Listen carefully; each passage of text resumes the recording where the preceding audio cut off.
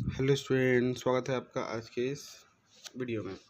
आज इस वीडियो प्रश्नावली 3 कक्षा 10 का क्वेश्चन नंबर 6, क्वेश्चन नंबर 4 और 5 को हल कर लेंगे। तो मीना 2000 रुपये निकालने के लिए बैंक गई। उसने खचासी से 50 रुपये तथा 100 रुपये के नोट देने के लिए कहा। मीना ने कुल 25 नोट प्राप्त किए। ज्ञात कीजिए कि उसने 50 रुपये और 100 रुपये के कितने कितने नोट प्राप्त किए, है ना। तो 2000 रुपये निकाला और 150 के नोट निकाला और 25 मिनट लिखे, है ना। तो हल माना 50 रुपये के नोटों की संख्या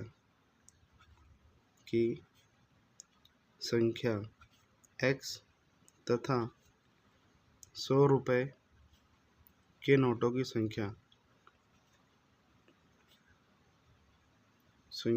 y है। ठीक, तो टोटल उसने कितने नोट निकाले? 25 नोट निकाले। तो x प्लस वाई बराबर से कितना आ जाएगा? 25। समीकरण नंबर 1। दूसरा उन्होंने कितने रुपये निकाले? 2000 रुपये निकाले। तो 100 रुपये की नोट, जो 50 रुपये की जो नोट और रुपये आएंगे वो कितने रुपये होंगे? तो वो बनेंगे 50x। और 100 रुपये के कितने रुपये बनेंगे? वो 100y बराबर से कुल अमाउंट कितना हो जाएगा? 2000 रुपये। इसमें सभी में से मैं क्या कर सकता हूँ? 50 कॉमन ले सकता हूँ दोनों में से। 50 कॉमन लो तो यहाँ 50 गए तो यहाँ कितना बचा? x। यहाँ से 50 गए तो यहाँ कितना बचा? 2y बराबर से 2000। 50 गुणा में तो क्या में चले जाएगा?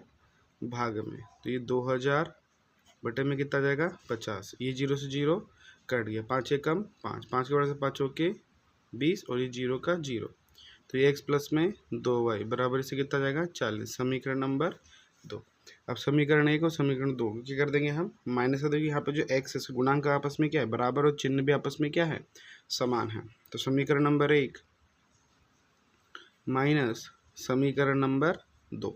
तो समीकरण 1 क्या है? x प्लस वाई माइनस दूसरा समीकरण x प्लस 2y बराबर से 25 माइनस में 40। तो x plus y as it is, y का अंदर गुणा, एक माइनस का अंदर गुणा तो माइनस का x और माइनस का 2y। 25 में से 40 में से 25 जाएगा तो कितना बचेगा? माइनस का 15, 5 5 10 के 0 से 2 3 और 1 4। तो x से x कट गया। 2y में से y आया तो क्या बचा? माइनस का y बराबर से माइनस का 15। माइनस से माइनस कट गया तो y का मान कितना आ जाएगा? 15। ठीक, अब y का मान कहाँ रखें? समीकरण नंबर 1 में 2 में रख देते हैं। y का मान समीकरण 2 में रखने पर समीकरण नंबर 2 क्या है? x प्लस 2y बराबर से 40। तो x प्लस 2, y का मान 15 प्लस में बराबर से 40। तो x प्लस 15 दूनी 30 बराबर से 40। तो x बराबर से 40, ये प्लस का है तो माइनस का 30। तो x बराबर से 40 में से 30 गया तो कितना बचा? 10, है ना। तो ये x का मान कितना आ गया? 10। तो हम लिखेंगे अतः 50 रुपये के नोटों की संख्या 10 है तथा 10 तथा 100 रुपये के नोटों की संख्या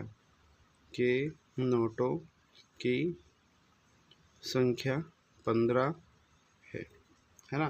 क्योंकि देखो 10 रुपये नोट लें 50 रुपये के तो हो जाएंगे 500 रुपये, और 100 रुपये की 15 नोट के हो जाएंगे कितने?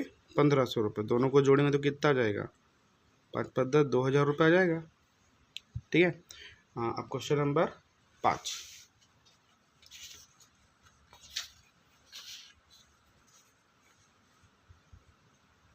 क्वेश्चन नंबर 5 क्या कह रहा है? किराए पर पुस्तक देने वाले किसी पुस्तकालय के प्रथम 3 दिन के लिए नियत किराया तथा उसके बाद प्रत्येक अतिरिक्त दिन का अलग किराया है। सरिता ने 7 दिन तक एक पुस्तक को रखने के लिए 27 रुपये अदा करे। फर्स्ट इक्वेशन यहाँ से बनेगी। फिर सेकंड इक्वेशन, जबकि सुशी ने एक पुस्तक को 5 दिन तक के रखा तो उसने 21 रुपये अदा करे। तो नियत किराया और प्रत्येक अतिरिक्त दिन किराया हमें ज्ञात करना है कि नियत किराया कितना है, प्रत्येक अतिरिक्त दिन किराया कितना है। ठीक, तो क्वेश्चन नंबर 5 हल। माना प्रथम 3 दिन का नियत किराया x रुपये तथा प्रत्येक अतिरिक्त दिन का किराया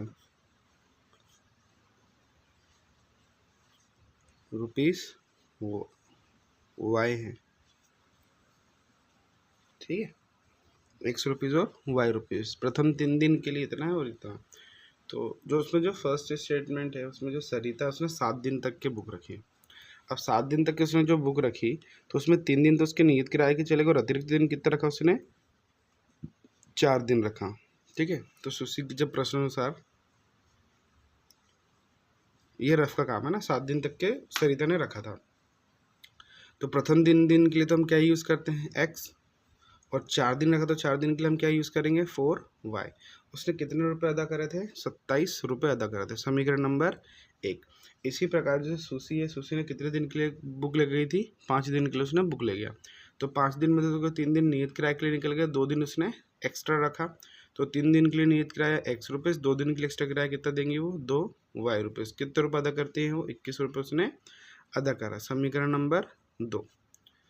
क्लियर यहाँ तक के? है ना। इसमें थोड़ा ये ध्यान देना कि प्रथम 3 दिन का किराया है नियत ₹x, है ना। तो इसलिए यहाँ पे 3 दिन इसको अलग किया मैंने। अब यहाँ पे देखो x के जो गुणांक है दोनों आपस में बराबर है, तो गुणांक आपस में बराबर है और चिन्ह भी क्या समान है, तो हम क्या करते हैं? माइनस करते हैं। तो समीकरण नंबर 1 माइनस समीकरण नंबर 2। तो x प्लस, ये ना रफ का काम है ये वाला पार्ट, तो x प्लस 4y माइनस का x माइनस का 2y बराबर इसे 27 माइनस के 21। तो ये x प्लस में 4y माइनस के अंदर गुणा, तो माइनस का x माइनस माइनस प्लस का 2y बराबर से 21 में से 27 में से 21 गया तो कितना बचा? 6। x में से x कट गया, 4y में, अच्छा माइनस माइनस प्लस हो गया ना, 4 और 2 कितना हो जाएगा? 6। तो यहाँ पे 6y बराबर से 6, y बराबर से 6/6, तो कट गया, तो y का मान कितना आ गया? 1। नहीं, यहाँ पे देखो ये माइनस नहीं है ना, यहाँ प्लस है, तो यहाँ क्या हो जाएगा? माइनस। 4y में से 2y जाएगा तो कितना बचेगा? 2y बचा, तो 6/2 आएगा, तो यहाँ पे 3 एक कम 2 आएगा, 2 एक कम 2, 2 तिया 6, तो आंसर कितना आएगा? 3, है ना। y का मान कितना आया? 3। अब y का मान समीकरण नंबर 1 में रख लेंगे।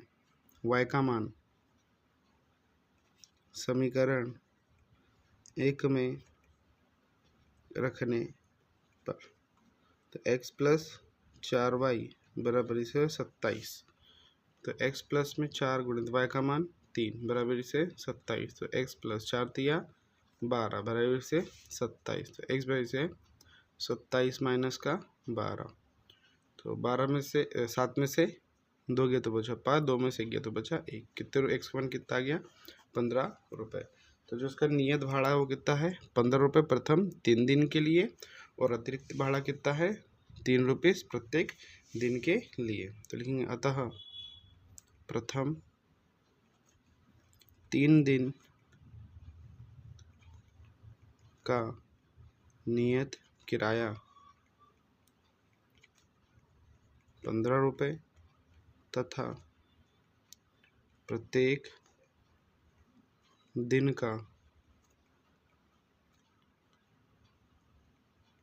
किराया कितने रुपये है? 3 रुपये है। आई होप आपको वीडियो पसंद आएगा। वीडियो पसंद है वीडियो को लाइक कीजिए, और चैनल पर है तो चैनल को सब्सक्राइब कीजिए। अब मिलते हैं नेक्स्ट चैप्टर के साथ नेक्स्ट वीडियो में। यहाँ तक के देखने के लिए बहुत बहुत धन्यवाद।